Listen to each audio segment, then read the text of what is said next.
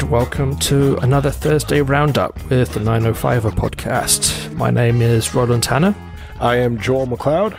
And we've got a packed lineup, people, and it actually is pretty packed. We actually have more stories than we can fit in today.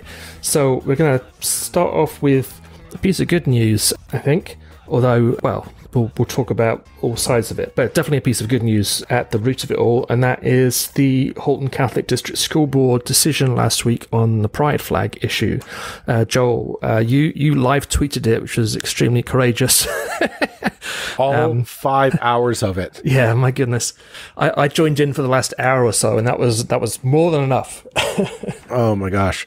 Yeah, it was a typical HCDSB board meeting, very dry affair, but a lot of emotions. This was the big one. If listeners remember, we had on Trustee Brenda Agnew 2 weeks ago to discuss her bringing back the issue of raising the pride flag at board offices and board schools for this coming Pride Month and future Pride Months forevermore. I'd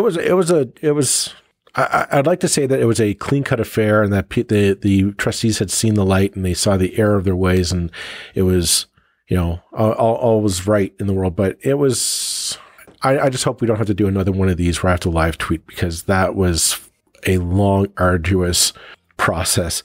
I do know that the trustees were watching our live tweets, because I got a few comments from Trustee Ian Tomasi live as I was tweeting them for some corrections, which was nice to have, and it was nice to know that we were being viewed by the powers that be. But in the end, probably just as well that he wasn't watching my Twitter feed, because it was a lot. it was less neutrally toned than yours was. Well, I was trying to be professional, but at the end, past 12:30 in the morning, the board finally passed the motion that this June, this Pride Month, the pride flag will be flying at all of its schools and buildings forever, which is it's a good thing. It's about time. Painfully way to get here, but we did get here nonetheless. Yeah, and I think, congratulations to the trustees who. Well, first of all, congratulations to Trustee Agnew, and I'm blanking on the name. Nancy Guzzo, who is another ally and a proponent of this initiative. Yeah, so congratulations to them, but also congratulations to the trustees who were those trustees who had reservations because of their faith, whatever, and who made the right decision and who behaved like reasonable human beings as part of the process of coming to a decision. I do ultimately respect people's decisions that are informed by people's faith. What I do not respect at all were the two trustees, one of whom is Vince Tomasi and the other one is Tim O'Brien, who are really an utter disgrace. And in their behavior was, I don't know what it's informed by, but it doesn't seem to be any kind of logical or honest interpretation of faith that I can see. It's about delaying, obstructing in the most outrageous fashion. In the last minutes of this debate, suddenly Tim O'Brien brings in the Indigenous flag of Canada, which is one of the flags you'll see around, not necessarily one that Canada's Indigenous people are interested in. Here's the thing. It's not, there's no official Canadian Indigenous flag. It's a flag by an Indigenous artist who I believe the flag that was proposed, if you look it up, all the proceeds go to that artist. It is a private piece of art. It's not an official political flag. It's not an official statement. If anything, and this is for future reference, if you're going to fly an Indigenous flag at the schools, fly the flag of the Mississaugas of the Credit. Yeah. The people's land that you acknowledge every morning and that you did at the start of the meeting. You might want to pay attention to that. That was it was completely cynical, egregious, hypocritical statement. Yeah. And it showed just how much bad faith argument was happening here. Because I was sitting there, no, if you're going to say, well, we should honor the Indigenous peoples of this country, then honor the people that you're acknowledging at the start of every board meeting and at the end of every start of every school day, and that is the people of the Mississauga of the Credits. I think that's a little hypocritical. I want to just jump in and say, I think the real people who deserve a lot of credit and who really stood out in this entire at that meeting and as really having their stuff together were the HCDSB student trustees, Kitty Bowie, Gabriel Masri Amar, and Alicia Tokiwa, as well as student alumni Nicole Hotchkiss, who I just want to point out that I did address them with improper pronouns when I was live tweeting. I do want to apologize for that. That was an oversight on my part. But those individuals did a bang up job of just bringing the facts, the statistics, the quotes, and the passion that was badly needed in this debate. I was really impressed by their professionalism. Thank God they had somebody at that table had some, but their professionalism, their composure, and just their passion. Those are 4 individuals who I think will have a very profound future ahead of them. And I wouldn't be surprised if we hear their names in various situations for the better. These are people who are going to make not just the 905, but I would imagine the province and, dare I say it, the country better in the long term. So kudos to the 4 of them. Absolutely, I absolutely agree with that. They did really well.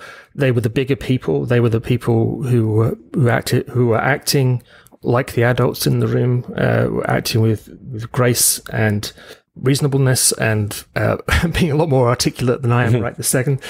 So well done for them. Well done for them. And thank goodness we can put this behind us now. I'm afraid to say, I don't think this will be the last time that the things going on at that board are subjects of discussions on this podcast, because it is that board is deeply problematic, and we have an election this year, and I hope that the people who form that board from next year are there for the right reasons. I mean, and I'm not saying that there are just too many people there right now who are not there for the right reasons. There are, I don't want to paint everybody with the same brush, but it's got to change for the better. It really has to. So I hope we can help shine a light on what's happening in that board. That's definitely something that I think we're providing a service to the community on. Absolutely. Why don't we take a break from that, and we'll go to a sponsor break, and then we'll be right back. All right. We're back. Just before we dive into our next story, I do want to give a small shout out to an individual on social media, Peyton Rose Mitchell, who by dumb blind luck, I happened to be scrolling through TikTok, and I found a TikTok that she made of her favorite political podcasts that she listens to keep herself informed and educated on the issues that are important to her. And she had quite the stellar list. Canadaland, Nora Loretto were on there. And lo and behold, who was included in this stellar list but yours truly? The 905 was added to it. We were very humbled that we would be included in such esteemed regard. So just a quick shout out to Peyton for listening to us, and thanks very much, Peyton. But what we do have is another story on surprise, surprise development. But this time it's not just another gripe. We might actually have a solution, or maybe. I don't know, Roland, you tell us. Yeah, so the provincial government, who we're deeply in love with the provincial government, as everybody knows. Everything they do is wonderful. However, by accident or design, they set up a task force on affordable housing, which, this provincial government doesn't do a whole lot of consultation. So even the fact that they were trying to do some kind of consultation is, maybe a positive sign. And last week, the draft report or recommendations of this task force were leaked to a journalist at TVO. And so TVO sort of gave a summary of what's in those recommendations. It's John Michael McGrath of TVO who published them. So I went through and had a look and sort of gave my initial, my very much initial reaction to what we're saying. When there isn't a whole lot of detail here in this kind of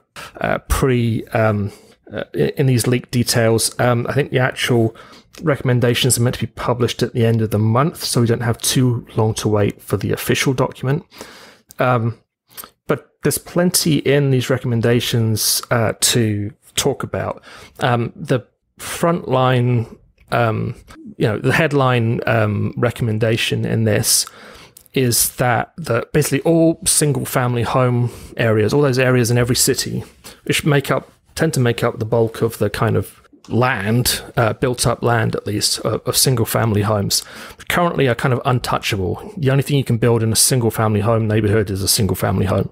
That they should be opened up to, as of right, buildings of up to 4 stories. And what this would allow is what's called this gentle density approach, where in amongst single-family homes, you could have a duplex, a triplex, a 4-story building, apartment building, as used to exist in the past. That's exactly what right now I live in a 3-story building in amongst single-family homes.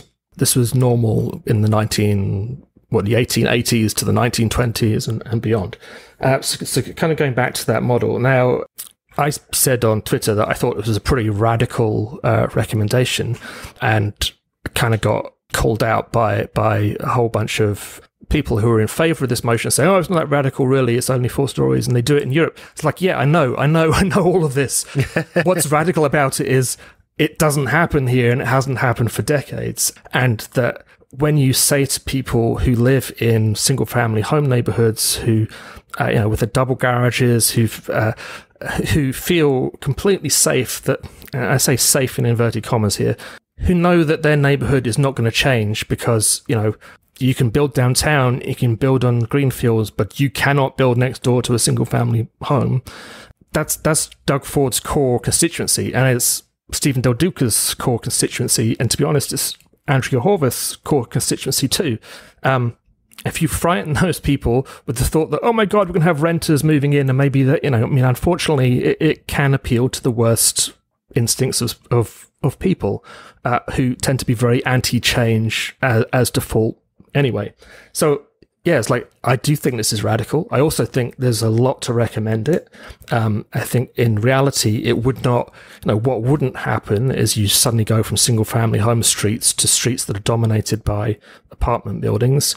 It would be more a matter of very gradual evolution, because you can't build something unless someone sells it. I mean, let's give credit where credit's due. This is, if the conservatives do pass this, or put something like this forward, I give a lot of credit to Doug Ford and to Minister Steve Clark to really put forward a really positive change that I think is it'll touch on a lot of the things that they want to do. It will help deal with affordability, because you'll be able to put a lot more livable units on the marketplace, which will help.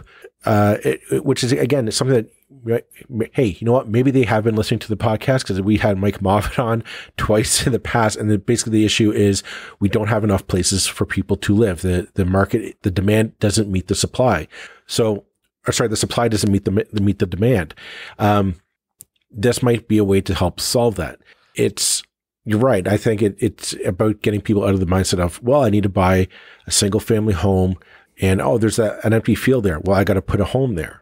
No, we got to start thinking about infill, especially, and again, this goes into the sprawl ham-on people. What they were talking about was all these places downtown that are vacant, derelict, basically useless, redesign them into duplex, triplex, 4-story livable units will go a long way to just adding stuff to the market and start stopping the bleed of housing that's happening in this province. Well, I feel like, this was the point that I couldn't get through when I was running as a candidate, because, in Burlington, all the heat was on downtown development, and people who would call themselves like urbanists and environmentalists and so on, who I count myself amongst, would say, well, you're pandering to the NIMBYs here, and it's like, no. What I'm kind of saying is, it doesn't have to be sprawl or high rise. In fact, those are two extremes of the development styles. And what we've had for far too long in Ontario is, we pick small areas in each city and say, this is where high rises can go. And when we pick areas on the edge of town, this is where the single family homes can go. And all that other stuff is off limits pretty much. And that seems crazy to me. Now, when I was canvassing, street for street through Burlington, you would see all these 60s, 4-story buildings built up until the 1960s in amongst single-family homes, small rental units, affordable housing. It's like, this is affordable housing. This is good quality housing in amongst wealth, people with homes of their own who are obviously wealthier or whatever. Why did we stop building that in the 60s? Why is it that 70s, 80s, 90s onwards, that this just doesn't happen anymore? And that's what we're really talking about getting back to with this. And I do think it's a much more healthy, it has potential to be much more healthy. Now, do I think this government is going to pass that recommendation? Because this recommendation is not coming from politicians. It's coming from this task force of people they appointed. Now, I've made recommendations on it wasn't called a task force, but it was a similar kind of thing. And I know how far, what kind of lead balloon they went down looking like. It's possible that this has been leaked because, the government's going to look at that recommendation of, hey, let's do something that threatens the soccer moms and soccer dads. Well, what I'm concerned about is, as you pointed out in your analysis, which we'll have a link to Roland's article in our show notes. But you make a good point in your analysis that it opens up to smaller development companies.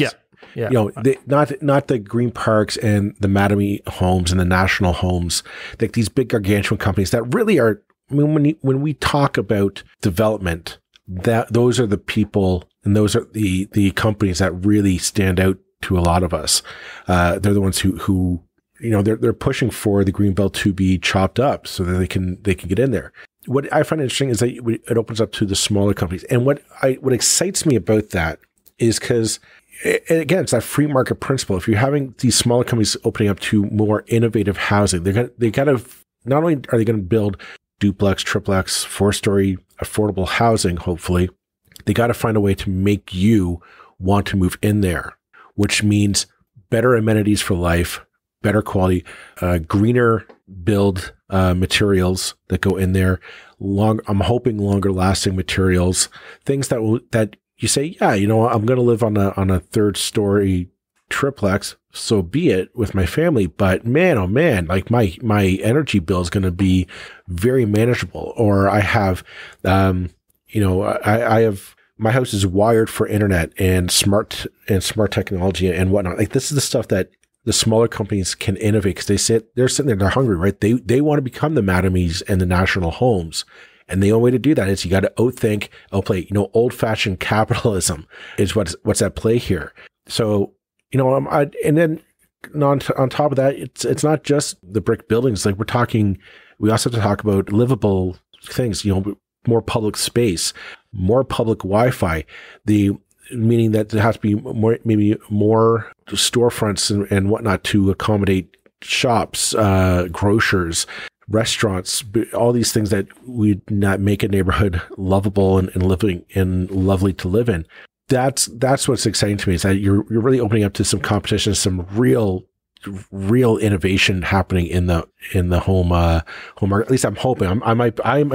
History might prove me wrong, but I think. The details that we've got so far are so vague and so limited that you worry about the law of unintended consequences. So, doing this without also changing the laws around parking minimums, say, right, so that you build a triplex, but now you've got to have so much land given over to parking, so now you're clogging up the streets with wasted parking lots.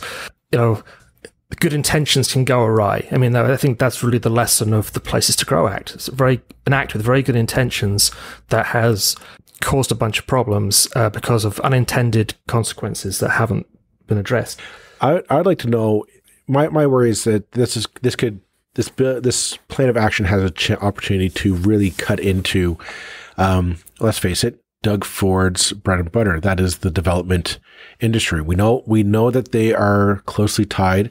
We know that they go to the same barbecues, the same Ford fests, and the same backyard hootenannies. I can imagine a lot of them saying, "No, we're not jonesing for the fact that there might be some upstart company in there who's looking at this saying, yeah, I can build some fantastic homes, affordable homes for people to live in and make a name for myself in the business." I imagine that there are a lot of people saying, "Oh, you got it. We like things the way they are. They benefit us." What I hope is going to happen is Ms. Horvath or Mr. Del Duca are going to look at this and saying, "This might be it. This might be my way of standing apart from the conservatives and a way to actually address the problems at the core of what's happening in this province." Will they have the courage to do it? Time will tell. You know what? Let's invite them on. Let's have Mr. Del Duca and Ms. Horvath on separately, of course. And this is a question I'd ask them. This is exactly a question I would ask them. Are they going to endorse this, and will they make this a part of their campaign platform? Absolutely. I thought there were other things in the list, in the recommendations, in the leaked recommendations. So, all kinds of caveats attached here that I was not so much of a fan of. One of which was making cities pay compensation for heritage houses that get listed, which basically would mean that the city can't actually afford to list heritage houses anymore. Which I just thought was stupid and pointless. We have Ontario is one of the worst jurisdictions in the world in terms of protection for any kind of heritage.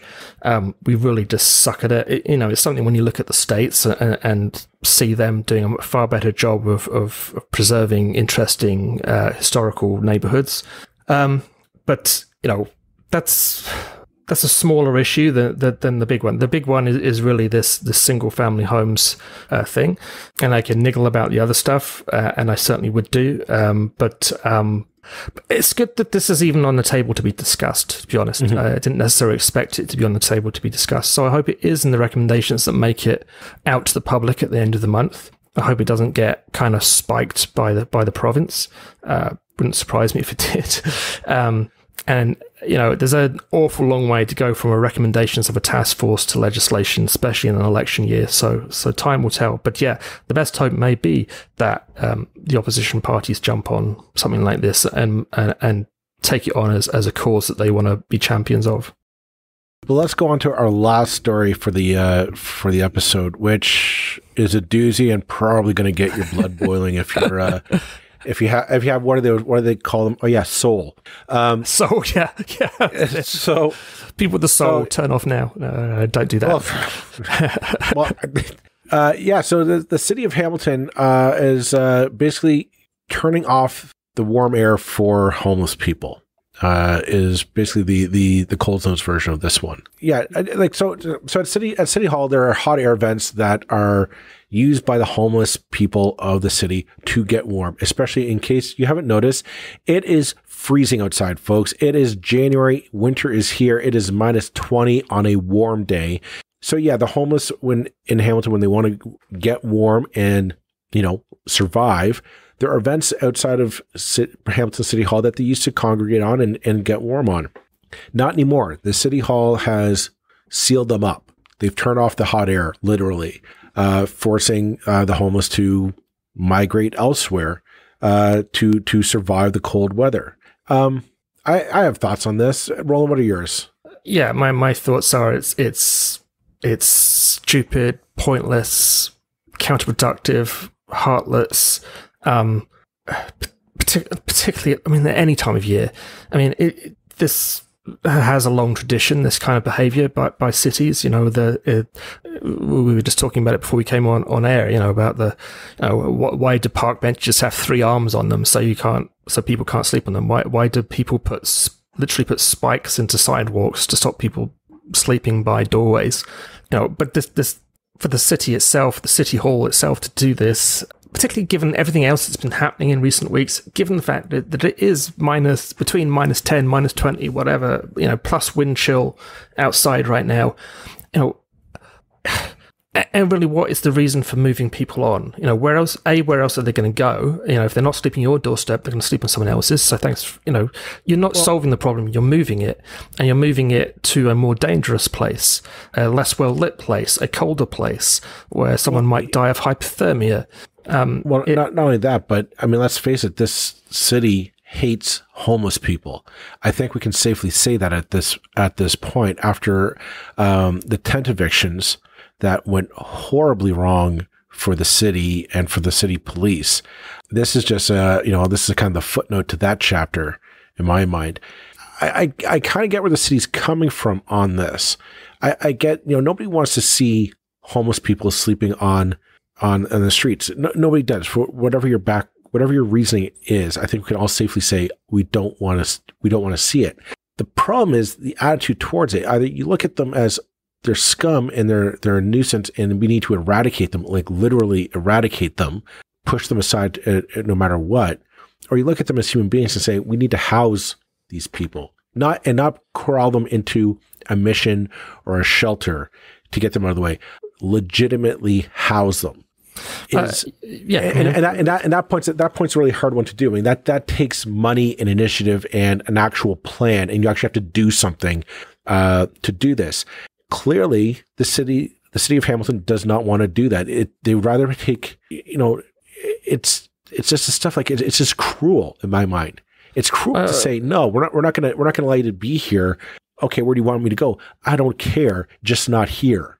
Yeah, and which is, when you say, we don't want to look at that, well, why don't we want to look at that? Well, I was saying the primary reason people living comfortably in houses, or why City Hall doesn't want to look at that, which is, a problematic phrase on its own, it's because it tells us that we failed, that all our promises of building better cities and better societies and more equitable societies have failed, and we have not managed to get people off the streets. And here it is still, in the middle of winter with people huddling by an air vent. If you want the homeless people to go away, you have to provide them with solutions, with places to live, and to choose this moment. And I presume this has been going on for years. This isn't a new, Hamilton City Hall's been around a while.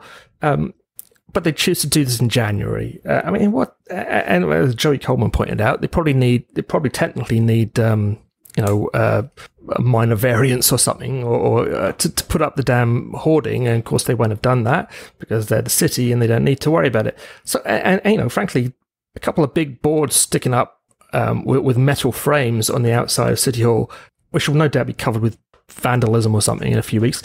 That's pretty damn ugly too. I'd rather have the homeless people sleeping there and actually at least know that they're safe. It's just so incredibly thoughtless of like, there's a problem. How can we solve it? Well, just by getting rid of it so that we can't see it anymore. So we just brush it under the carpet. And it just, this is the way things have always been done. They're not the first city to do this. They won't be the last. But it's in the context of, the kind of, literal sort of coming to blows, police kneeling on people's necks as they're clearing tents off the fields. It's like, why don't you just leave the people with the damn tents in the fields? At least they'll be safe in a tent, probably, or safer. I mean, the ridiculousness of like, if you are homeless in Hamilton, like, well, whatever I do, I'm screwed. What the hell am I supposed to do here? What it just strikes me is it'd be one thing to say, okay, don't sleep on the grate. Go to a socialized housing, or let's get you into, if you need mental health services, here you go. We'll put you into that pipeline. But these things don't exist. And I think that's the cruelty of it. It's, why don't you pull yourself up by your bootstraps? Well, these people don't literally in some cases don't even have boots. Why don't, get your act together, go get a job? Well, how do you get a job when you don't have a place to live? And that's people who are homeless will tend to have. I'm trying not to generalize here, but there will be all kinds of exceptionalities, health problems, whatever. That there are all kinds of things which complicate the picture. So yeah, many homeless people are complicated to deal with for a variety of reasons that are no fault of their own necessarily. That's not an excuse for just abandoning them and saying, well, what can you do? So we'll just keep on kicking them off doorstep after doorstep until we run out of doorsteps and they move to someone else's city.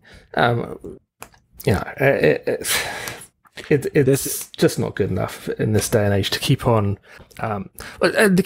year after year coming out with the lies that we're trying to actually solve these problems when we're not. We're just trying to stick band-aids over solutions and constantly, why don't Why didn't they want homeless people living in tents in the park? Again, it's purely visual. This is just keeping up with the Joneses. We don't, well, you're giving Hamilton a bad reputation. Well, of course they are, because Hamilton sucks for this stuff. You deserve a bad reputation. Every city sucks for this stuff. And that's the thing, is that that's the problem with, the real problem of homelessness is that it reminds the city, we failed. You're right. We failed at this. We failed objectively and just completely on this front.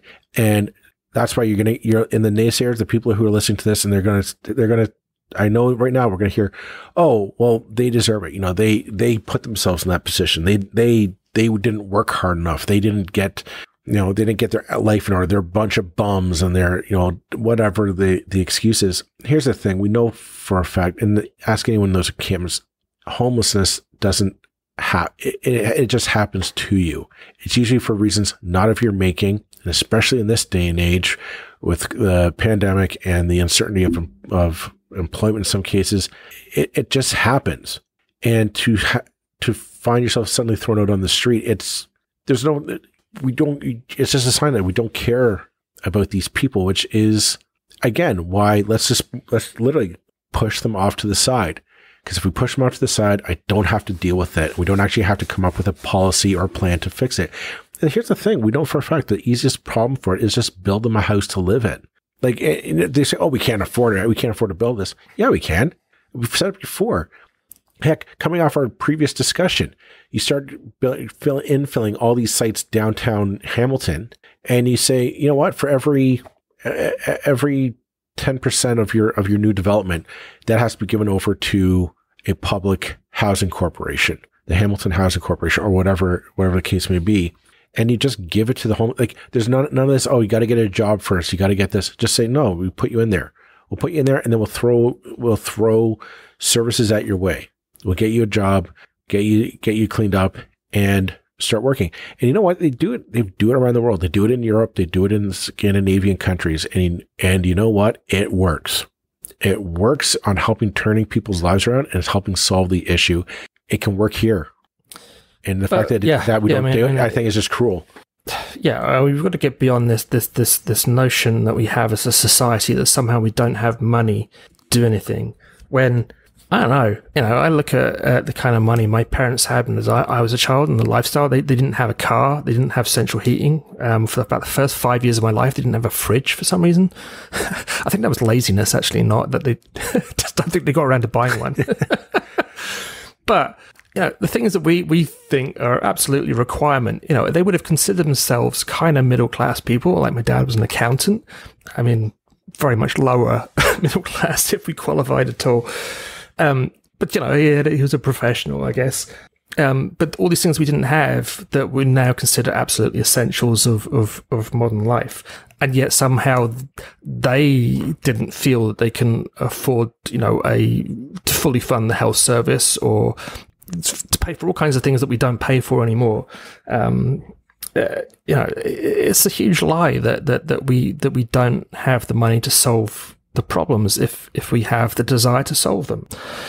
Yeah, it's just purely a lack of will when it comes to things like poverty and homelessness. I want to think, if there's one thing that this pandemic has shown us, is that we need to stop worrying about taking care of the job creators or the businesses. They'll figure it out on their own. Where the money needs to go in the future, it has to be towards people, helping make life more affordable for people, helping things like subsidized daycare for families, subsidized housing, affordable housing, free housing if that's the case, to get people off the street, better work hours, better working conditions, better employment rights. These are the things that are going to make a difference in what we need going forward. There's just, we can do better. I know we can. And that's the thing. The 905 region has a lot of wealth in it. It has a lot of people. And I do think it has a lot of compassion and a lot of people whose hearts are in the right place. And I think what we need is leadership to stop listening to vested interests, stop listening to money, start talking to people, and realize you have a lot of power and you have a lot of goodwill out there. And we've seen we've seen a lot of money can be put in. It might be needed to put into this, but to me, it's a small term pain for a long term gain. And I think we can do it. I really do. Yeah, I completely agree. I mean, I think we need to rebuild our faith in society as a whole, working together to do amazing things, working hand in hand with government as our servant, doing things on our behalf to attain the objectives that we have as society, like, hey, defeat poverty. People talk about things like ending poverty, decade after decade after decade. It's so damn achievable. There aren't that many homeless people, compared with so many of the other things that we do. It's very much within reach to end homelessness and to eliminate poverty. These are not the biggest things that we need to be doing. We can do these ones. And yet there's been such a massive collapse of kind of trust and faith in government as something that can do things to make conditions for everybody better and more equitable and more fair. It's such a feeling that, this is as good as it's get. Really we're just in a kind of backwards fight to stop it getting worse. We need to turn that on its head. We really do. But this, the reasons why we're held up, well, I suspect we'll come on to those in weeks ahead. I'm just thinking of that convoy and what that symbolizes. Let's not get onto that one.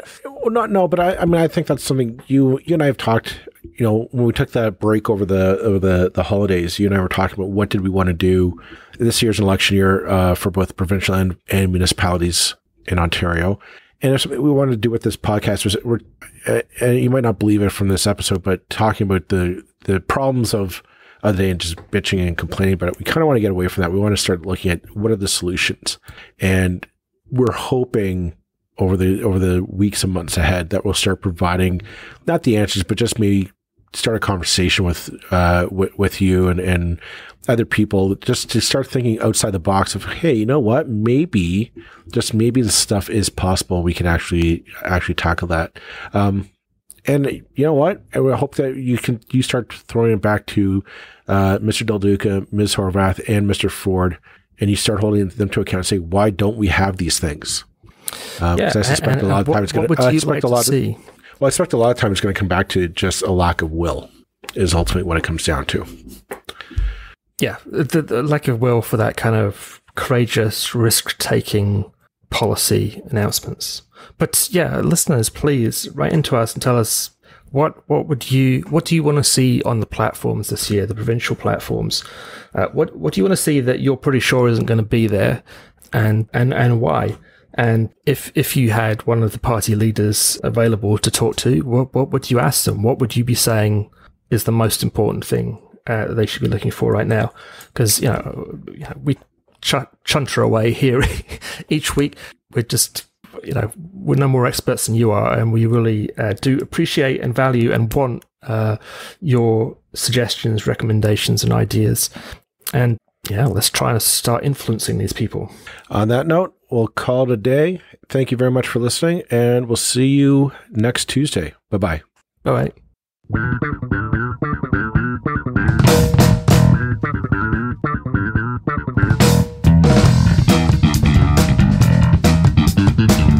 That's it for this episode of the 905er. Thank you for listening. As always, you can send us your feedback, thoughts, and concerns or ideas for future episodes to our email, info@905er.ca. We'd love to hear from you. You can help us keep the 905er going by financially supporting us through Patreon as well as PayPal. Visit us at 905er.ca and click on the support tab. As well, links are in the show notes for your convenience. Lastly, you can find us on social media. Search for _905er on Facebook, Twitter, Instagram, and LinkedIn. So long for now. See you next time.